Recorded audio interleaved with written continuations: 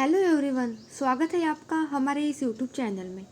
आज की इस वीडियो में हम पढ़ने वाले हैं बाल विकास एवं शिक्षा शास्त्र के प्रश्न जो कि सी-टेट जनवरी 2021 के पेपर में पूछे गए हैं। वो पेपर 1 में पूछे गए हैं। तो स्टार्ट करते हैं। का पहला प्रश्न है, विविध पृष्ठभूमियों के अधिगमकर्ताओं को संबोधित करने हेतु एक अध्यापक को क्या करना चाहिए। ऑप्शंस है, सभी के लिए मानकीकृत अवलोकन का इस्तेमाल करना चाहिए, ऐसे कथनों का इस्तेमाल करना चाहिए जो नकारात्मक रूढ़िबद्ध धारणाओं को मजबूत करें, विविधता संबंधी मुद्दों पर बातचीत टालनी चाहिए, विविधता विन्यासों से उदाहरण लेने चाहिए। तो सही जवाब है ऑप्शन डी, विविध विन्यासों से उदाहरण लेने चाहिए।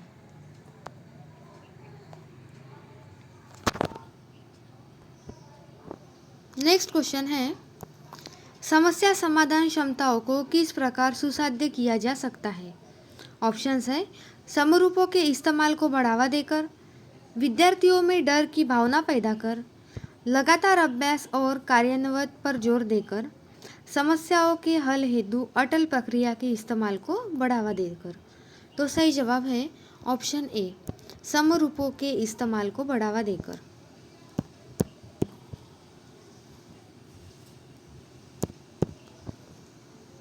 उसके बाद है, अधिगम कठिनाइयों से जुड़ते छात्रों की ज़रूरतों को संबोधित करने के लिए एक अध्यापक को क्या नहीं करना चाहिए। इस नहीं पे ध्यान दीजिएगा, यहाँ पे हमें निगेटिव आंसर ढूंढना है। ऑप्शंस है, व्यक्तिगत शैक्षिक योजना बनाना, शिक्षा शास्त्र और आकलन की जटिल संरचनाओं का प्रयोग, दृक् श्राव्य सामग्रियों का इस्तेमाल, संरचनात्मक शिक्षा शास्त्रीय उपगमों का इस्तेमाल। तो सही जवाब है ऑप्शन बी, शिक्षा शास्त्र और आकलन की जटिल संरचनाओं का प्रयोग। यहाँ पे निगेटिव आंसर ढूंढना है जो कि गलत है, इसलिए ये सही है। उसके बाद है, सृजनात्मक की पहचान का प्रमुख लक्षण क्या है। ऑप्शंस है, अति सक्रियता, असतर्कता, कम परिज्ञानता या बोधगम्यता, अपसारी चिंतन। तो सही जवाब है ऑप्शन डी, अपसारी चिंतन।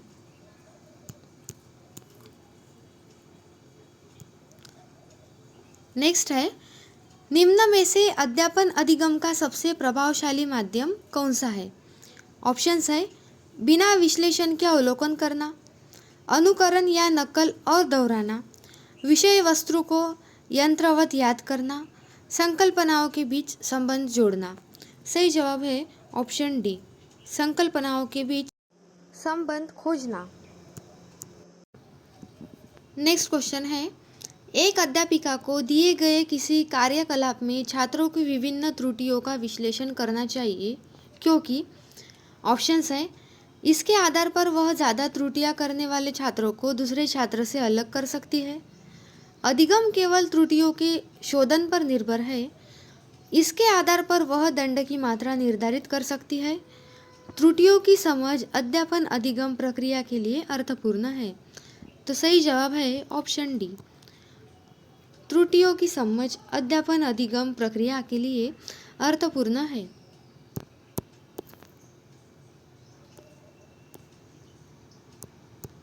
नेक्स्ट क्वेश्चन है, अधिगम की अभिप्रेरणा को किस प्रकार कायम रखा जा सकता है।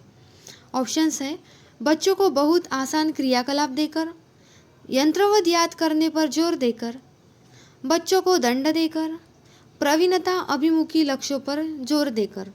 तो सही जवाब है ऑप्शन डी, प्रवीणता अभिमुखी लक्ष्यों पर जोर देकर अधिगम की अभिप्रेरणा को कायम रखा जा सकता है। अगला प्रश्न है, शर्मिंदगी क्या है। ऑप्शंस है, बच्चों को अधिगम हेतु अभिप्रेरित करने के लिए बहुत प्रभावशाली है, वे भाव को अध्यापन अधिगम प्रक्रिया में बारंबार पैदा करना चाहिए, शर्मिंदगी का संज्ञान से कोई संबंध नहीं है, का संज्ञान पर नकारात्मक प्रभाव पड़ सकता है। ऑप्शन सही जवाब है ऑप्शन डी, का संज्ञान पर नकारात्मक प्रभाव पड़ सकता है, मतलब शर्मिंदगी का संज्ञान पर नकारात्मक प्रभाव पड़ सकता है। नेक्स्ट है, अधिगम का संरचनात्मक विचार यह सुझाव देता है कि ज्ञान की संरचना में ऑप्शंस है, बच्चे सक्रिय भूमिका निभाते हैं, बच्चे पूर्ण रूप से पाठ्य पुस्तकों पर निर्भर रहते हैं, बच्चों की कोई भूमिका नहीं होती, बच्चे पूर्ण रूप से वयस्कों पर निर्भर रहते हैं। सही जवाब है ऑप्शन ए, बच्चे सक्रिय भूमिका निभाते हैं। नेक्स्ट है, अधिगम के लिए निम्न में से कौन सी धारक उपयुक्त है? ऑप्शंस है, प्रयासों से कोई फर्क नहीं पड़ता, असफलता अनियंत्रित है, योग्य सुधार्य है, योग्यता अटल है। सही जवाब है ऑप्शन सी, योग्यता सुधार्य है। अगला प्रश्न है, निम्न में से कौन सी परिपाटी विद्यार्थियों में संकल्पनात्मक समझ में बढ़ोतरी करने में सहायक है? ऑप्शंस है, बारंबार परीक्षाएं, अन्वेषण और संवाद, प्रतिस्पर्धा आधारित प्रतिस्पर्धाएं, पाठ्यपुस्तक केंद्रित शिक्षा शास्त्र। सही जवाब है ऑप्शन बी, अन्वेषण और संवाद।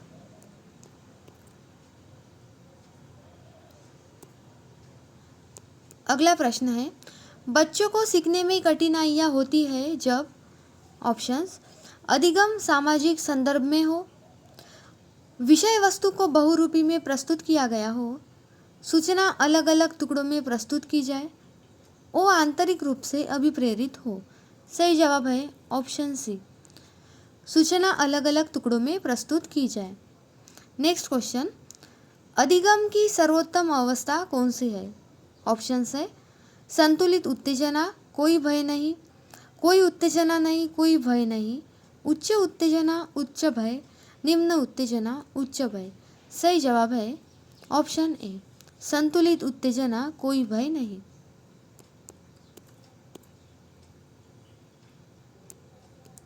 नेक्स्ट क्वेश्चन है, बच्चों के विकास की व्यक्तिगत विभिन्नताओं को किस पर प्रतिरूपित किया जा सकता है?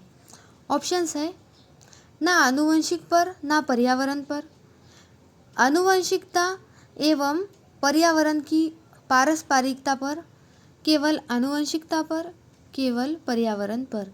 सही जवाब है ऑप्शन बी, बच्चों के विकास को व्यक्तिगत विभिन्नताओं को आनुवंशिकता एवं पर्यावरण की पारस्परिकता पर प्रतिरूपित किया जा सकता है।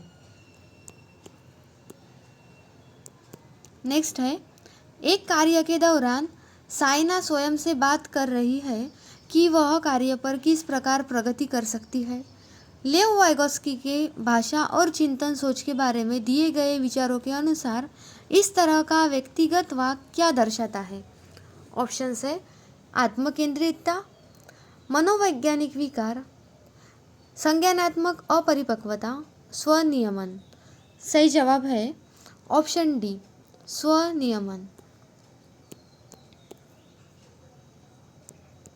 अगला प्रश्न है, मूल्यांकन पद्धतियों का लक्ष्य होना चाहिए, क्या होना चाहिए? देखिए ऑप्शंस, विद्यार्थियों की ज़रूरतों एवं आवश्यकताओं की पहचान करना, पुरस्कार वितरण हेतु उच्च अंक प्राप्त करने वाले विद्यार्थियों की पहचान करना, विद्यार्थियों को नामांकित करना, योग्यता आधारित समूहों में विद्यार्थियों को विभाजित करना।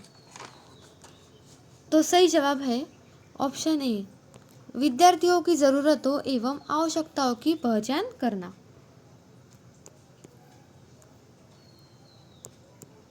नेक्स्ट क्वेश्चन है, एक गतिविधि के दौरान छात्रों को संघर्ष करते देख एक अध्यापिका बच्चों को संकेत और इशारे जैसे क्या, क्यों, कैसे प्रदान करने का फैसला लेती है। लेव वाइगोस्की के सिद्धांत के अनुसार अध्यापिका की यह योजना, ऑप्शंस देखिए, छात्रों में प्रत्याहार निकास प्रवृत्ति पैदा करेगी, अधिगम की प्रक्रिया में अर्थहीन होगी, बच्चों को अधिगम के लिए अनुप्रेरित निष्प्रेरित करेगी, अधिगम के लिए पाठ आधारभूत संरचना पर काम करेगी। सही जवाब है ऑप्शन डी, अधिगम के लिए पाठ या आधारभूत संरचना का काम करेगी। अगला प्रश्न है, एक खेल क्रिया के दौरान चोट लगने पर रोहन रोने लगा। यह देखकर उसके पिता ने कहा, लड़कियों की तरह व्यवहार ना करो, लड़के रोते नहीं हैं। पिता का यह कथन क्या दर्शाता है, यह हमें इसमें पहचानना है। ऑप्शंस देखिए। लैंगिक भेदभाव को कम करता है, लैंगिक समानता को बढ़ावा देता है, लैंगिक रूढ़िवादिताओं को दर्शाता है, लैंगिक रूढ़िवादिताओं को चुनौती देता है। सही जवाब है ऑप्शन सी, लैंगिक रूढ़िवादिताओं को दर्शाता है। अगला प्रश्न है, एक प्रगतिशील कक्षा में ऑप्शंस है ज्ञान की संरचना के लिए प्रचुर मौके प्रदान करने चाहिए, विद्यार्थियों को उसके अकादमिक अंकों के आधार पर नामांकित करना चाहिए, अध्यापक को अटल पाठ्यक्रम का पालन करना चाहिए, विद्यार्थियों में प्रतिस्पर्धा पर बल देना चाहिए। सही जवाब है ऑप्शन ए, ज्ञान की संरचना के लिए प्रचुर मौके प्रदान करना चाहिए। अगला प्रश्न है, लॉरेंस कोलबर्ग के सिद्धांत के अनुसार किसी कार्य को इसलिए करना क्योंकि दूसरे इसे स्वीकृत कर देते हैं, नैतिक विकास के किस चरण को ये दर्शाता है? ऑप्शंस हैं उत्तर प्रथागत, अमूर्त संक्रियात्मक, प्रथापूर्व, प्रथागत। तो सही जवाब है प्रथागत चरण को यह दर्शाता है। अगला प्रश्न है, बच्चों के सामाजिकरण के संदर्भ में निम्न में से कौन सा कथन सही है? ऑप्शंस है समकक्षी सामाजिकरण के प्राथमिक कारक है और परिवार सामाजिकरण का एक द्वितीय कारक है, परिवार एवं जनसंचार दोनों सामाजिकरण के द्वितीय कारक है, विद्यालय सामाजिकरण का एक द्वितीय कारक है और परिवार सामाजिकरण का एक प्राथमिक कारक है, विद्यालय सामाजिकरण का एक प्राथमिक कारक है और समकक्षी सामाजिकरण के द्वितीय कारक है। तो सही जवाब है ऑप्शन सी, मतलब विद्यालय सामाजिकरण का एक द्वितीय कारक है और परिवार जो है वो सामाजिकरण का क्या है, एक प्राथमिक कारक है। अगला प्रश्न है, बहुबुद्धि का सिद्धांत जोर देता है कि ऑप्शंस है बुद्धिमत्ता की विभिन्न दशाएं हैं, बुद्धिमत्ता में कोई व्यक्तिगत विभिन्नताएं नहीं होती है, बुद्धि लब्धि केवल वस्तुनिष्ठ परीक्षणों द्वारा ही मापी जा सकती है, एक आयाम में बुद्धिमत्ता अन्य सभी आयामों में बुद्धिमत्ता निर्धारित करती है। सही जवाब है ऑप्शन ए, बुद्धिमत्ता की विभिन्न दशाएं हैं।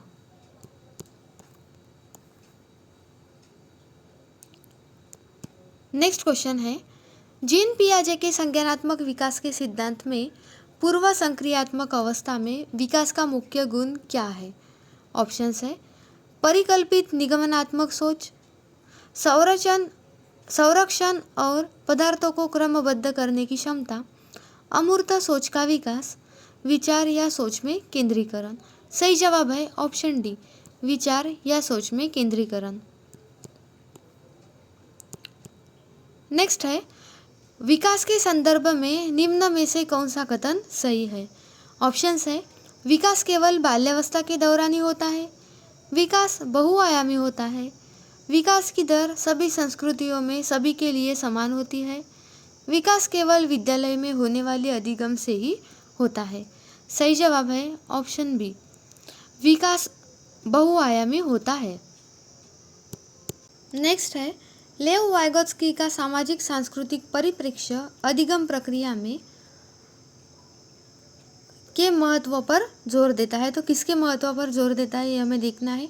ऑप्शंस है अभिप्रेरणा, संतुलीकरण, सांस्कृतिक उपकरणों, गुणारोपण। सही जवाब है ऑप्शन सी, लेव वाइगोत्स्की का सामाजिक सांस्कृतिक परिप्रेक्ष्य अधिगम प्रक्रिया में सांस्कृतिक उपकरणों के महत्व पर जोर देता है। अगला प्रश्न है, जीन पियाजे अपने संज्ञानात्मक विकास के सिद्धांत में संज्ञानात्मक संरचनाओं को किसके रूप में वर्णित करते हैं? ऑप्शंस है विकास का समीपस्थ क्षेत्र, स्कीमा या मनोबंध, मनोवैज्ञानिक उपकरणों, उद्दीपक अनुक्रिया संबंध। सही जवाब है ऑप्शन बी, स्कीमा या मनोबंध। नेक्स्ट है, एक समावेशी कक्षा में किस बात पर जोर देना चाहिए? ऑप्शंस है सामाजिक पहचान के आधार पर छात्रों के अलगाव, हर बच्चे के सामर्थ्य को अधिकतम करने के लिए अवसर प्रदान करने, प्रदर्शन अभिमुखी लक्ष्यों, अभिवेदन समरूपी निर्देशों। सही जवाब है ऑप्शन बी, मतलब एक समावेशी कक्षा में हर बच्चे के सामर्थ्य को अधिकतम करने के लिए अवसर प्रदान करने पर जोर होना चाहिए। अगला प्रश्न है, दिव्यांगजन अधिकार अधिनियम 2016 के अनुसार निम्न में से किस शब्दावली का प्रयोग उपयुक्त है? ऑप्शंस है छात्र जिसे शारीरिक दिव्यांगता कहते हैं, छात्र जिसे शारीरिक दिव्यांगता है, छात्र जिसका अशक्त शरीर है, मंदित छात्र, विकलांग छात्र। सही जवाब है ऑप्शन ए, छात्र जिसे शारीरिक दिव्यांगता है। अगला प्रश्न है, जन्म से किशोरावस्था तक बच्चों में विकास किस क्रम में होता है? क्रम देखना है। ऑप्शंस है मूर्त, अमूर्त, सांवेदिक, अमूर्त मूर्त और सांवेदिक, सांवेदिक मूर्त अमूर्त, अमूर्त सांवेदिक मूर्त। तो सही जवाब है ऑप्शन सी, सांवेदिक मूर्त और अमूर्त। आज के इस पेपर सेट का लास्ट प्रश्न है, एक प्रगतिशील कक्षा में व्यक्तिगत विभिन्नताओं को किस प्रकार देखा जाना चाहिए? ऑप्शंस है योग्यता आधारित समूह बनाने का मापदंड, अध्यापन अधिगम प्रक्रिया की परियोजना के लिए महत्वपूर्ण, अधिगम की प्रक्रिया में बाधा, अध्यापक के पक्ष पर असफलता। सही जवाब है ऑप्शन बी, अध्यापक अधिगम प्रक्रिया की परियोजना के लिए महत्वपूर्ण। अगर आपको ये वीडियो पसंद आई है तो इस वीडियो को लाइक कर दीजिए, चैनल पे नए हैं तो चैनल को सब्सक्राइब कर दीजिए और शेयर कीजिए।